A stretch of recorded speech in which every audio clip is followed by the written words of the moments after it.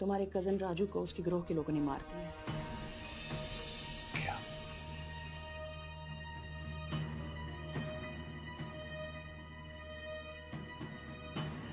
ये तो बहुत बुरा हुआ। झूठ बोल रहे, मेरा बच्चा नहीं मर सकता। ये देख तेरा बेटा झूठ बोल रहा है। मेरा बच्चा कहाँ है? मेरा बेटा कहाँ है? मेरा राजू नहीं मर सकता। मैं बता रही हूँ, मेरा राजू नहीं मर सकता। बाहर खड़ा है वो। बाहर खड़ा है वो, बता रही हूँ, बाहर खड़ा है वो। मैं सिर्फ इतना कहूंगा आपसे कि आप दो टोक बात करें उनसे। क्या बात करूं?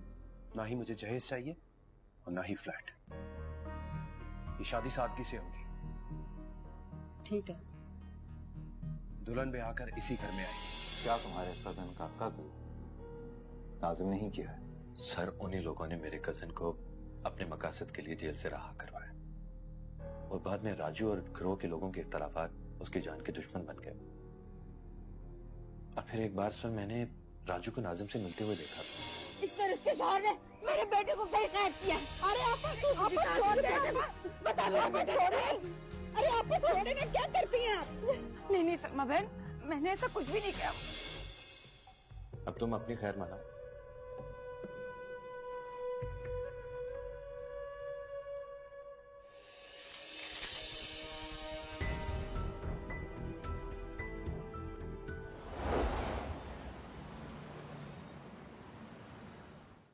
आइए आइए। भाई आप लोग तो ना हमारे घर आए, ना ही कोई जवाब दिया। देखिए बहन, इतनी जरा सी बात के लिए अभी तक आप लोग मशवरा ही कर रहे हैं। बस आपसे राब्ता करने ही वाले थे हम। मगर आपकी होने वाली बहू तो रोज पूछ रही है कि आखिर आप लोग फ्लैट देखने कब आ रहे हैं।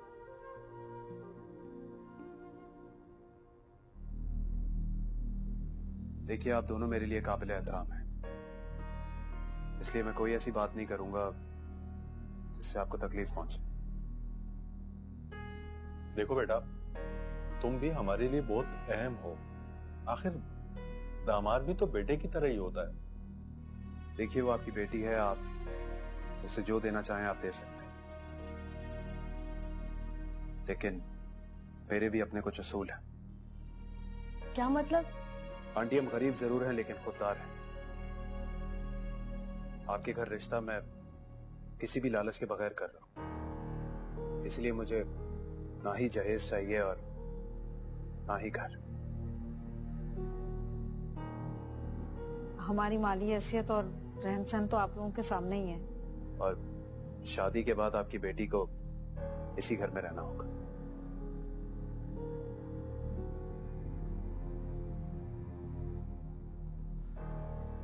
देखिए, मैं आपको पहले ही बता देना चाहता हूं कि हमारे घर में आपकी बेटी को कोई ऐश की जिंदगी नहीं मिलेगी, लेकिन हाँ, वो इज्जत की जिंदगी गुजारेगी। वो बहू नहीं बल्कि बेटी बनकर रहेगी। मेरी इज्जत करेगी तो उससे और आप लोगों को कोई शिकायत नहीं होगी। मैंने सब कुछ सुन लिया।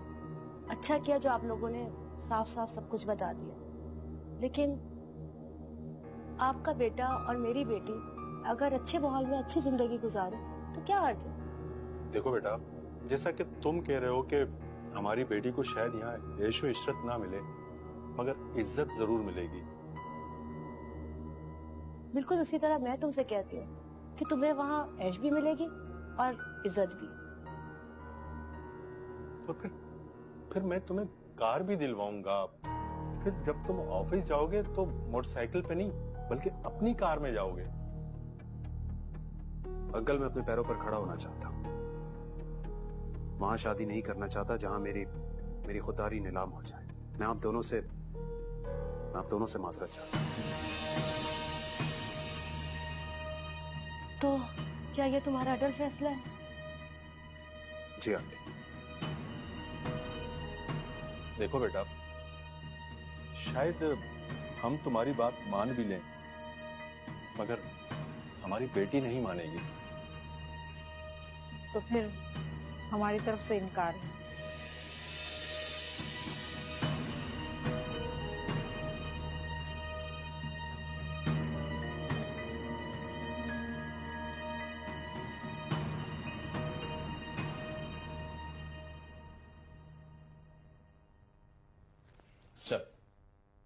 सर, आपका मतलूब मुल्जिम हाजिर है।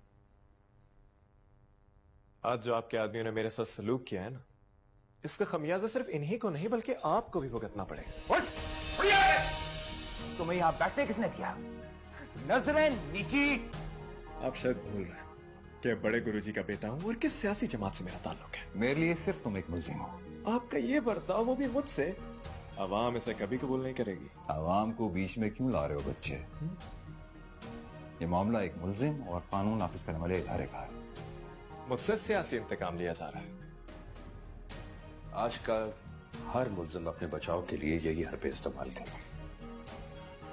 कभी सियासत, कभी मजहब, कभी तबकात। लेकिन अब ये खेल नहीं चलेगा। जो जुर्म करेगा उसे उसकी सजा जरूर मिलेगी। जुर्म? मैंने कौन सा जुर्म किया है? मुझे किस जुर्म में लाया गया है? इस फाइल को देख रहे हो? तुम्हारे जुर्म की दास्तान से कितनी मोटी हो चुकी है।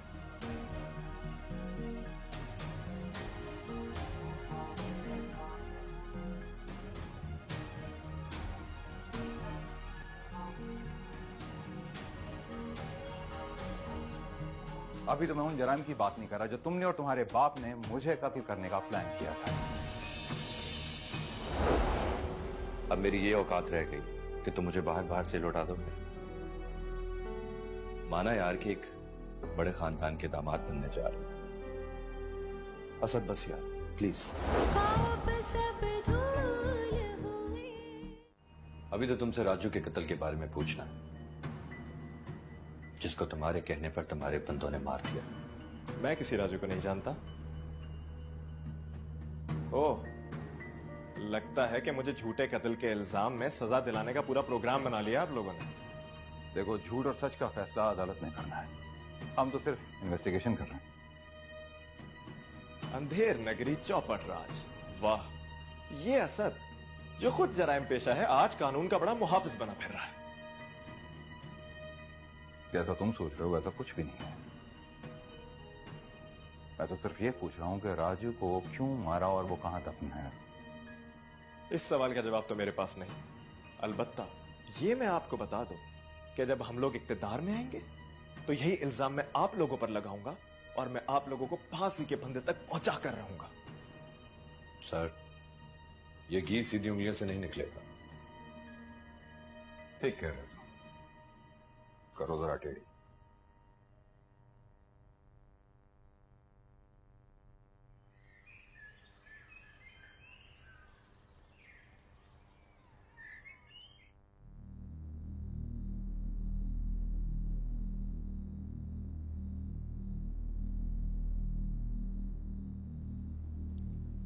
भाई,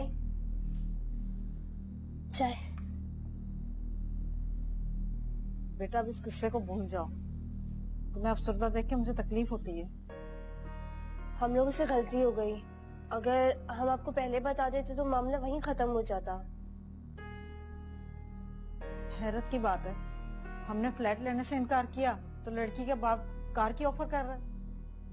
क्योंकि वो लोग ऐसा समझ रहे थे कि हम बिकाऊ मारे हैं, इसलिए अपनी बेटी की खुशी के लिए उन्होंने कीमत बढ़ा दी। अम्मा, अगर मैं चाहता ना तो मैं भी कीमत बढ़ा सकता था। हाँ, वो कह तो रही थी कि अम्मी और मैं भी उनके साथ रह सकते हैं, लेकिन कोई दिन बाद तो बाहर निकाल के फेंक देते। शुक्र है कि तुम्हारी इस मोटी अकल में कोई बात तो बैठी।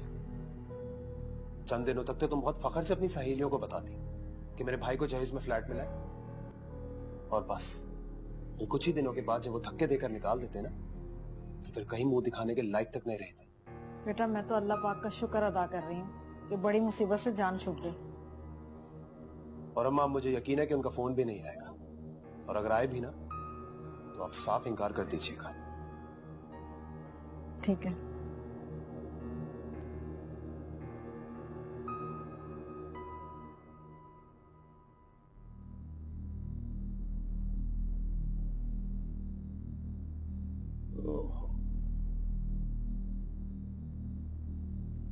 अस्सलाम वालेकुम अब्बा। वालेकुम सलाम। हीरा बेटी, जी अब्बा।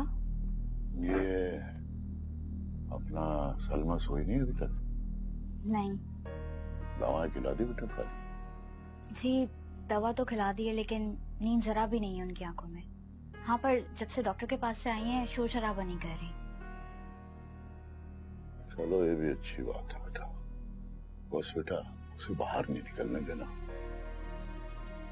बाहर निकल गई ना तो पता नहीं कहाँ निकल जाए। आप फिक्र ना करें, लैला और आयशा पाजी बैठी हैं उनके पास। अच्छा चलो अच्छी बात है। और मरियम? वो तो सो गई, उनके सर में दर्द हो रहा था। अरे बेटा सर में तो मेरे भी बड़ा दर्द हो रहा है। ऐसा कर बेटा, एक चाय का कप बना दे और गोली दे दे मुझे। जी मैं लेकर आती हूँ। जीती रह बेटा, जीती रह।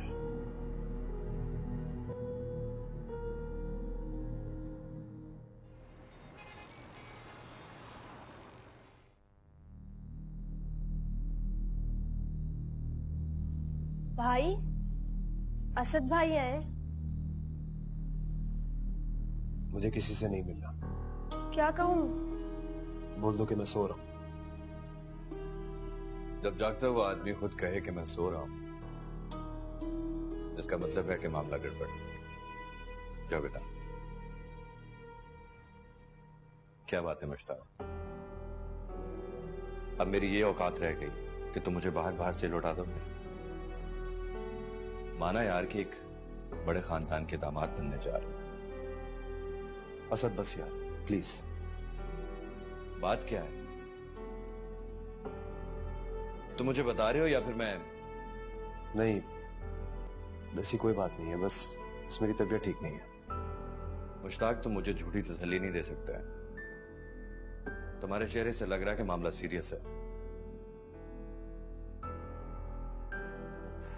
देखो, मैं तुम्हें यहां पर अपने कारनामे के बारे में बताने आया था, लेकिन तुम तो मुझसे बात ही नहीं करना चाहते। क्या क्या है बताओ। तुम्हारा मूड ही ठीक नहीं है तो बात क्या करोगे मुझसे? असद मैं तुमसे नाराज नहीं हूं, बस किसी और बात से परेशान हूं। प्लीज मुझे और परेशान मत करो। अच्छा, तो अपनी परेशानी बताओ मुझे। अच्छा बता दूंगा, पहले तुम बताओ।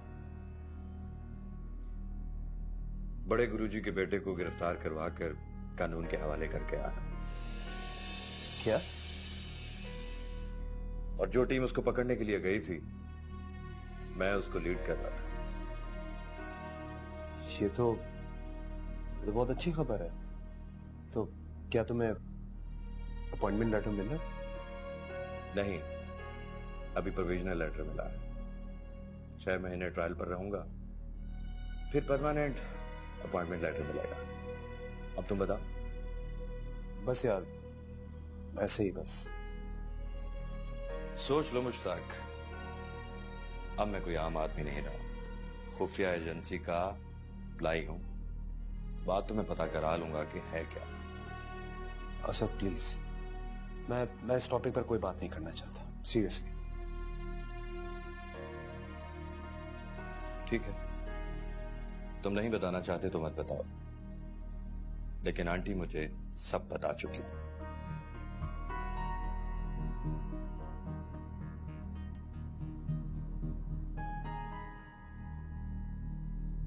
आप ठीक कह रही हैं आंटी। मुश्ताक ने रिश्ता टूटने वाली बात को ज्यादा दिल पर ले लिया। फैसला भी तो इसने खुद ही किया है ना। फैसला तो उसने खुद ही किया है, लेकिन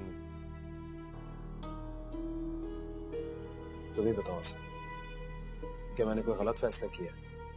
अगर तुमने फैसला सही किया है तो इतने परेशान क्यों हो? मुझे एक बात बताओ मुश्ताक, क्या तुम्हारे लिए रिश्तों की कमी है क्या? बोलो। खबर अच्छी है या बुरी? अच्छी भी है और बुरी भी। अरे आप चल सुना भी दे।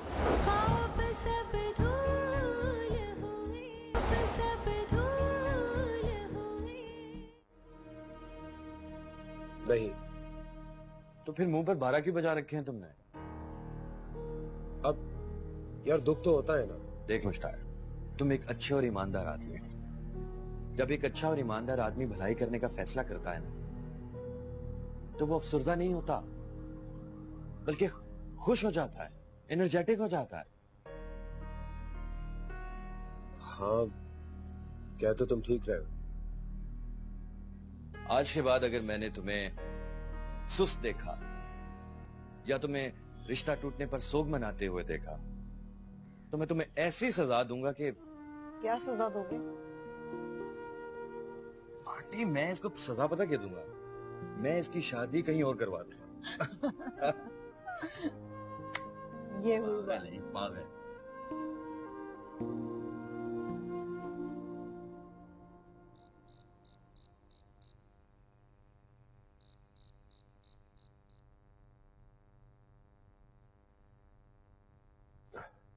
क्या बात है, आज रेस्ट का कोई इरादा नहीं है? कब तक काम चलेगा? जरा बिजी हूँ। ऐसी क्या मसरूफियत? बजट बना रही थी। मेरे जिम्मे वेलफेयर के जो काम है उनका एस्टिमेट लगा रही थी। बाय द वे, क्या काम है आपके हिस्से में? 5 बेवा औरतें हैं, उन्हें सिलाई मशीन देनी है। और एक शख्स बीमार है, उसके 5 बेटे हैं, 3 बेटियां हैं, सब छोटे हैं। और वो खुद जाहिर बीमारी की वजह से बेरोजगार भी है। तो उनके घर के राशन का इंतजाम करना है जब तक उन्हें कोई जॉब नहीं मिल जाती। इतना सा बजट बनाने में इतनी देर? वो काम तो ऑलमोस्ट हो गया है। आप ये बताएं कि एक गरीब लड़की को सादा सा जहेज देने और उसकी शादी के अरेंजमेंट्स करने में कितनी रकम रिक्वायर्ड होगी? लाख से 5 लाख। मीन्स अगर जहेज के लिए 3 लाख और शादी के अरेंजमेंट्स के लिए 2 लाख दे दिए जाए तो बात बन सकती है। आपकी मुश्किल हल होगी। हाँ, बस मैं ये ड्राफ्ट सेव करके आती हूँ।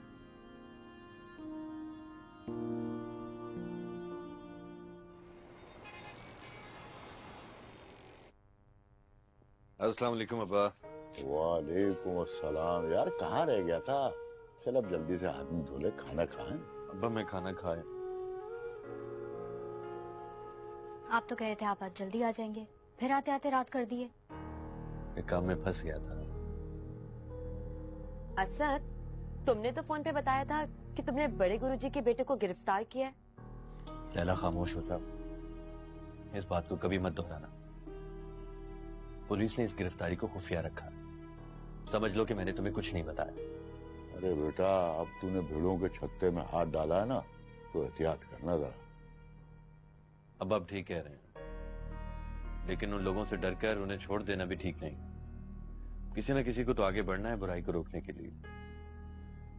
वो तो ठीक है, लेकिन यहाँ जो आगे बढ़ता है मौत की नींद सुला दिया जाता है। लैला, जो रात कब्र में लिखी है वो अटल, फिर उससे खौफ कैसे? अरे अल्लाह तेरी हिफाजत करेगा। अच्छा लैला, तुम जरा अपने कानों में उंगलियां ठूंस लो। क्यों? भाई मुझे एक अहम खबर सुनानी है। इसका मतलब है वो खबर लैला को नहीं पता चलनी चाहिए। हाँ। खबर अच्छी है या बुरी? अच्छी भी है और बुरी भी। अरे अब चल सुना भी दे। अब्बा, मुश्ताक का जहाँ रिश्ता तय हुआ था वो खत्म हो गया।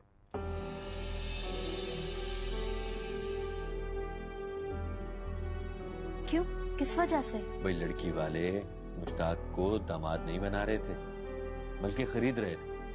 मुश्ताक ने बिकने से इनकार कर दिया।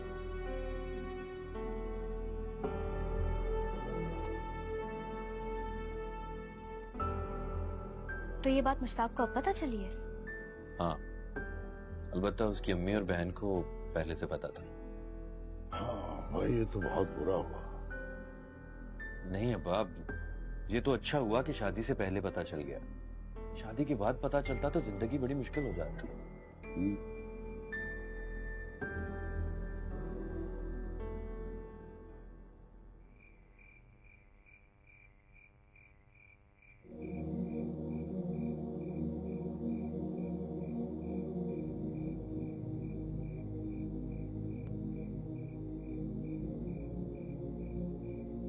क्या हुआ लैला, तुम यहाँ क्यों आ गई?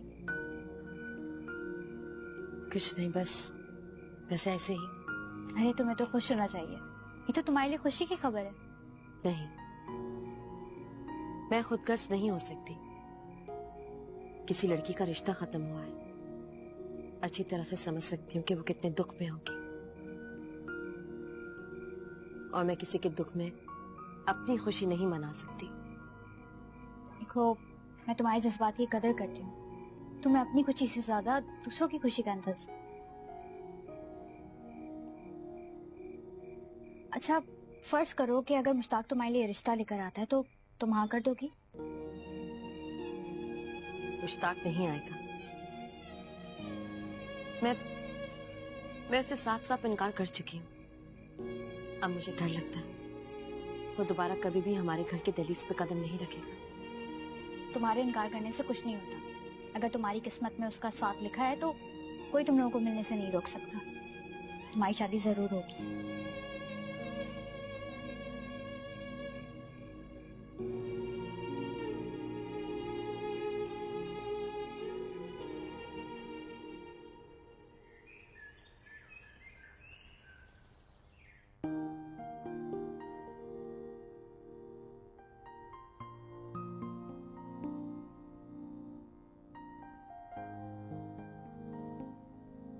मुश्ताक बेटा, आज हम लड़की देखने जा रहे हैं। कौन सी लड़की? आपकी होने वाली दुल्हन। और कौन? आप लोग पहले मुझे बताएं कि कौन सी लड़की देखने जा रहे हैं। अरे भाई, जाएंगे, देखेंगे, पूछगछ करेंगे, तभी तो तुम्हें बताएंगे। अभी कैसे बता दें? किसी के रेफरेंस से जा रही हैं आप? यही समझ ले।